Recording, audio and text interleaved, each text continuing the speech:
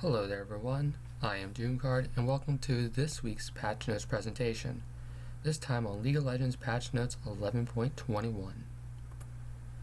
Here we have an overview of what we're going to be discussing today. We will be going through the nerfs, buffs, system changes, and the new skins coming out for this patch. Now please kick back, relax, and we shall make sure you understand everything changing for this patch of League of Legends. Let's get into it. Alright, first let's get into nerfs. Akshan has been doing too much damage by hookshotting around. He quite honestly can kill someone by just spinning around them on a turret. So, to weaken this down a little bit, they have reduced his damage later on. About 20 damage at rank 5 of the ability, but you level up first because it's just that powerful. Overall, I expect this to hurt him a decent amount. I've always thought that Akshan was going to be overpowered. Mostly because of his E, because his E just did a ton of damage, gave him the best mobility in the game. It was way too good. So I'm glad they're nerfing it a little bit. I think he's still going to be good for sure, but it will definitely hurt him a little bit. Next we have Graves. Graves, who's been a complete menace in both top lane and jungle, and even mid lane. So to respond with that, they are lowering the bonus armor he gets on his E. Now this should hopefully let AD matchups that are common in mid lane battle a little bit better. Maybe he'll take a little bit more damage to jungle camps.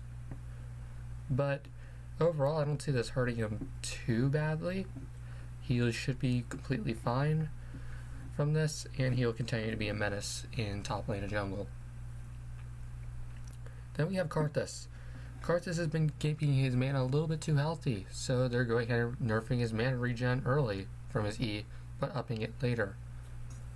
Overall, I think this hurts him pretty badly actually, at least in mid lane, and probably bot lane as well. Maybe not jungle, because jungle has a lot of good regen. But the early mana regen, so that way you can keep using your Q early, making sure you get in that poke, it's too important, and I think that's going to hurt him a fair amount through the levels of like 2 until you pick up Lost Chapter. I see this cutting him down a fair amount, maybe just keeping him back in the jungle, or maybe even hurting him there as well.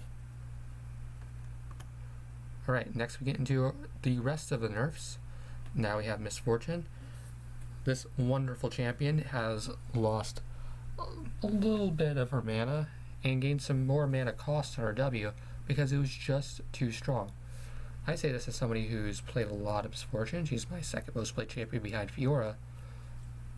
Her W is incredibly good, so it getting nerfed might mean that I'm going to have to switch my own gameplay. I typically went W first because I felt like you could use it to run out on the map, place an early ward before anyone else. Now you're going to not be able to place that early ward, so you're going to be kind of kept a little bit more standard. This removes a little bit of the W power, removes some of her early laning power because the extra attack speed was crazy. To be able to spam it constantly. Overall, she should be pretty solid still, but I see this hurting her a little bit. It'll bring her down a peg. Hopefully it's such that she will not be the most dominant champion at the next competitive tournament after Worlds. Then we have Quinn. Quinn, who's been bullying every top laner for a bit. So they're lowering her W bonus attack speed later on by 20% at rank 5. This matters because you level W first. And I see this hurting her a fair amount. Being able to lose a fair amount of your constant autoing and your trading early on is going to make the champion not as capable of bullying out every melee matchup. There's going to be some melees that will be able to handle her a little bit better, like a set. So overall, I think this is a pretty strong nerf, and I'm worried that she's going to go back to being unplayable. Well, now let's get into buffs. First we have Jinx. Jinx has been going crazy now by not being good enough. So we're going to go ahead, so they went ahead, gave her a little bit of buff. They increased the attack speed of her passive by around 10%, going from 15 to 25, meaning that she'll be gatting people down much easier after she starts popping off kill after kill after kill. Then her chompers got a bit of an extra range, a little bit minor, but won't be too bad. And then her ultimate got a cooldown reduction, which I think is pretty big. 15 seconds when she hits level 6 is going to be really nice. And being able to use that more commonly will allow you to make those more risky shots of trying to steal the dragon or steal Baron with the rockets. Overall, I think it's a good buff. I think she'll be good. Lux got some big changes. Her attack speed growth went up, her E damage went up, and her arc cooldown went down early. To the point that her arc cooldown at level 6 is a minute, so every other wave. It will make her very strong early, I feel. These changes will allow her to better trade. It'll give her that little bit extra laning power. She might be better mid lane. I think she'll still be solid as a support, for sure. She'll definitely destroy people still as support. But I think it'll make her more of a mid laner because now you can just keep shooting those shots of ultimates. Now, Sion. Sion went ahead and got a W shield increase, going up with 2% of his max health. This will matter a little bit more as time goes on because you stack up your W, you'll get a bigger and bigger shield, and the extra 2% max health will hopefully allow you early on to be able to have the explosion go off with the shield. Sion's one of the champions I've played the most. The shield's honestly really nice, and overall I think this is a solid buff for him. It should hopefully make him a little bit better, help a tank out during this non-tank meta. And with some of the changes that come in system changes, it should hopefully allow him to be a more viable option during this time, before preseason. Now the rest of the buffs. We have Teemo. Teemo got a lot of advantages gained on his Q. It has a cooldown reduction by 1 second. It got more missile speed, and now the blind duration's increased, such that now trading is going to be incredibly annoying if he maxes Q, because you won't be able to hit him for 2 to 3 seconds with your autos. It'll be absolutely disgusting, and Teemo might just be the most annoying champion for top laners now rather than Quinn. Then we have Viego. Viego's getting his Q80 ratio increased. The slow that he has while charging up his W is decreased, and the crit chance ratio on his ultimate is increased. So he'll be bursting harder with his Q, doing more damage with, he'll be doing more damage with his Q, bursting harder with his R, and he won't be slowed down as badly with his W, so he'll be able to more effectively gank and really get off his burst, so that way he'll be able to start chaining off of people, grabbing one person, using that so he can keep using his ult over and over. I think these are solid changes. They are going to make him even better than he already is. He's kind of annoying though, so hopefully don't bring him up too much. Then you have Xayah. Xayah got a big gain right here with her base move speed going up by 5 and then her Q cooldown going down later on. The Q cooldown doesn't matter too much. It's not one of the first things you max. But the base movement speed has always been a big change for any champion to have increase. So her getting that extra 5 movement speed should allow her to really take control of the game. And hopefully give her the early power that she needs in terms of trading distances and movement and standard trading patterns in order to get the lead she needs to really be the hyper carry that she is. Now, let's get into system changes. For items, we had it all focused on the Iron Spike Whip. The Iron Spike Whip had its damage change from 100% total AD to 175% base AD. This change also happened for its 2 mythics, Gore Drinker and Strikebreaker, which overall were changed a bit to make up for this. For Gore Drinker had 2 big parts of its passiveness removed. The Spite passive, which gave you bonus percent AD when you were low on health, and the health regen were removed. Instead, now it has Omnivamp.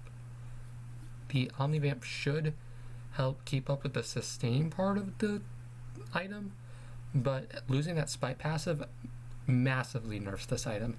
Massively. This is what was allowing Set to do 2,000 true damage with his W. Now he won't be able to do that as much. This was what was overpowering champions like Riven and Fiora and Camille, if Camille ever built Gore Drinker. which she now just built Titanic, but not, or Divine Sunder. She might build Titanic as well. You could. But Gore Drinker is getting massively nerfed by this. And Strikebreaker got an 80 increase to go along with the changes to the damage.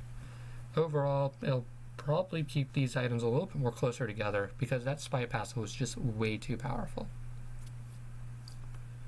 Now we get into runes. First we have Conqueror. Conqueror is getting nerfed a bit later, so that way instead of getting like 5 AP per stack at level 18, now you're getting 4 AP per stack at level 18. It's a small thing. The bigger thing is the duration decrease, going from 6 seconds to 4 seconds. Losing that duration is going to force you to not be able to keep it up as often during a fight. If you leave out of the fight for a moment, well, goodbye Conqueror, or during lane, goodbye Conqueror. Overall, I think this is a fairly big hit to the rune, and it will probably be picked on a few less champions. Guardian's got its shield decreased by 20, and that's not too important. Guardian's still good. Guardian's still going to be picked pretty frequently in support. Maybe sometimes you'll pick Aftershock. Who knows? Guardian's still very good. Maybe pick Aerie. Guardian's still good. Now the Health Shard. The Health Shard got a buff because it was never picked over Armor or MR. Instead, now it's going to give you a little bit of extra health at level 18. 50 more compared to before. This should be good on champions that really have those health stacking importance, like Scion from earlier. This should allow him to scale up even harder to have that bigger shield, or being able to survive just a little bit more in the cases of champions that deal just base true damage, like a Master Yi, when you're dealing with him. Now we want to get into other runes, but this one is more focused on the Hunter runes, notably Ravenous Hunter and Ingenious Hunter. Ravenous Hunter gets nerfed again for, I think, the 5th time this season, as it loses more Omnivamp per stack. Now it's down to 1.2 per stack. So overall, I don't think it's still very strong because Omnivamp's overpowering, but it should be a little bit less effective. Only having 6% when it's fully maxed out, it's less than a Gore Drinker Omnivamp, so I think it's fine. I think it'll be fine. Then you have Ingenious Hunter. Ingenious Hunter got a lot in that it's gaining 10 more base item haste and then 5 more haste when it's fully stacked. So it becomes a 50 item haste when it's fully done, which is pretty good. 50 item haste is 33% of the item's cooldown. That will allow you to more commonly have up whatever passives you want, whatever actives you need. Your Gale Force now is 60 seconds rather than 90. Your GA is now a few more seconds less. It's down a couple of minutes. Your Sheen items, they are now down a half a second when they're when Ingenious Hunter is fully stacked rather than like a third of a second. I think it's pretty big.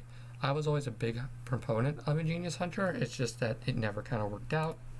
I'm hoping these changes will allow it to really see prominence. Well, we're done with all the changes. Now let's get into these new tasty skins. First we have Truth Dragon Yasuo. And it's Yasuo. I don't know what to say. It's Yasuo. It's a Yasuo out of 10. Dream Dragon Yasuo. It's another Yasuo. It's a Yasuo out of 10. These are very Yasuo looking skins. Dream Dragon Yasuo, I guess, looks a little bit more interesting, but overall, they're Yasuo. You're gonna see them regardless. Then you have Lagoon Dragon Kaisa. When I first saw this, it reminded me a lot of the Ash skin as well, the Dragon Ash. And I think it's decent. I think it's like a 6 or 6.5 out of 10. I think it's solid. It gives me, like, now I'm looking at it more like an Aquaman skin. It's okay. Then we have Steel Dragon Thresh. It looks cool. Not as good as some of his other skins though. It's a little bit bulky in some areas. So overall, I would say I'd give it a 7. It's definitely not. It's not a dark star, but it's pretty good. Tranquility Dragon Karma looks decent. I really hope the double dragons show up while you're recalling. That'd be nice. But she looks solid. It's a solid skin, like a 6 or 7 out of 10 skin. Then you have Duality Dragon Volibear. This skin looks wonderful. Just the power of Volibear, the light and the darkness. The true electrical energy on one side, with the purity on the other of the wind. Overall, I would say it's an 8.5 out of 10 skin. I think it's a phenomenal skin. Then you have the Prestige Edition, which adds the aggressive flames upon it. And overall, I think it's a little bit worse. I think the color is a little bit worse. I've never been a big fan of the Prestige colors anyway. I've always thought they just kind of... the gold and white don't work as well as a blue. Overall, I would say it's like a 7.5. It's decent. But that should wrap up everything. So, thank you all for watching. I hope you like, comment, subscribe. If you enjoyed this content, I'll try and make more. And I'll talk to you next time. See ya.